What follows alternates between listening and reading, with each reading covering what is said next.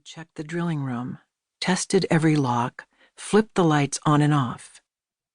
At one point, to keep his blood flowing, he did a short fancy dance, then threw in a Red River jig. Refreshed, he stepped through the reinforced doors of the acid washing room, with its rows of numbered beakers, pressure dial, hose, sink, and washing stations.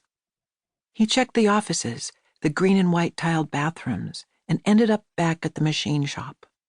His desk pooled with light from the defective lamp that he had rescued and repaired for himself, so that he could read, write, cogitate, and from time to time slap himself awake.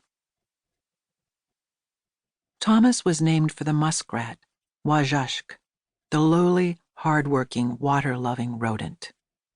Muskrats were everywhere on the slough-dotted reservation.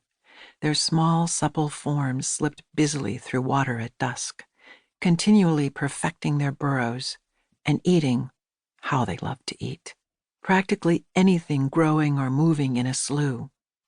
Although the Wazhashk were numerous and ordinary, they were also crucial. In the beginning, after the Great Flood, it was a muskrat who had helped remake the earth. In that way, as it turned out, Thomas was perfectly named.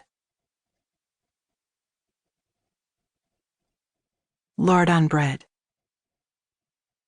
Pixie Pronto dabbed cement onto a jewel blank and fixed it to the block for drilling. She plucked up the prepared jewel and placed it in its tiny slot on the drilling card. She did things perfectly when enraged. Her eyes focused, her thoughts narrowed, breathing slowed. The nickname Pixie had stuck to her since childhood because of her upturned eyes.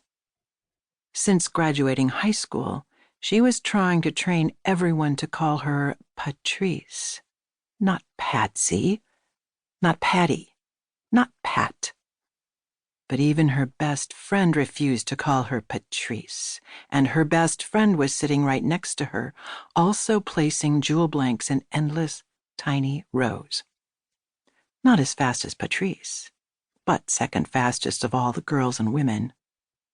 The big room was quiet except for the buzzing light fixtures. Patrice's heartbeat slowed. No, she was not a pixie, though her figure was small and people said Wawayajanagozi, which was hatefully translated to mean that she looked cute. Patrice was not cute. Patrice had a job. Patrice was above petty incidents like Bucky Duvall and his friends giving her that ride to nowhere, telling people how she'd been willing to do something she had not done, nor would she ever. And just look at Bucky now. Not that she was to blame for what happened to his face. Patrice didn't do those kinds of things. Patrice would also be above finding the brown bile of her father's long binge on the blouse she'd left drying in the kitchen. He was home, snarling, spitting, badgering, weeping, threatening her little brother Pokey, and begging Pixie for $1. No, a quarter, no, a dime, even a tiny dime. Trying to pinch his fingers and his fingers not meeting together. No, she was not that Pixie who had hidden the knife and helped her mother haul him to a cot in the shed where he would sleep until the poison drained out. That morning, Patrice had put on an old blouse, walked out to the big road, and for the first time caught a ride with Doris Lauder and Valentine Blue. Her best friend had the most poetical name and wouldn't even call her Patrice.